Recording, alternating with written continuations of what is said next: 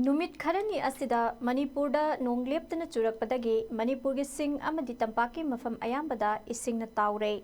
Masigi mathakta ngasi ayuk Imphal East District ki manungsan lairiba Imphal Turel gina mamang thangba sarukta laiba mafam anida ising kaire hairi. Hairiba mafam ani adudi Wangkhai AC ki manungsa liba New Second ki tribal market kina maning thangba Turel mapandane. Atopa amana Imphal Turel gi maning thangba haingang khoinaizam mapadani hairi. Ngasi ayuk Imphal East District ki manungsan lairiba Wangkhai AC gina manungsan liba Imphal Turel gi Nongpok thangba saruk maru oina Nongpok thong lairiba Chekon Namdulong paring loinana New Second ki tribal market mapada ising pathoktuna safu kan sensil lakhibana Chekon gi mafam ayambada lairiba yumkai kaya ising na thumjinkhre.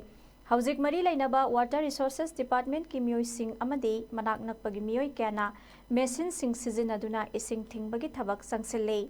Masigi mathakta Wangkhai AC ki MLA Thangjam Arun Kumar nasu koina satuna phibam sing yengsille.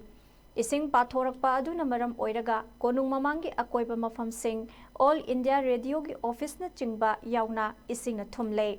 Masigi mathakta Imphal Turel gi mamang thangba sarukta leiriba maru oina Khurai AC manung saliba Turen mapan nakna leiba mafam singdasu imai pathorakhibana mafam kharada ising thumjillakle. Imphal manung khakta natana Kaksing District amadi Sanapati District ki mafam kharadasu mafam kaya ising na thumle hairi.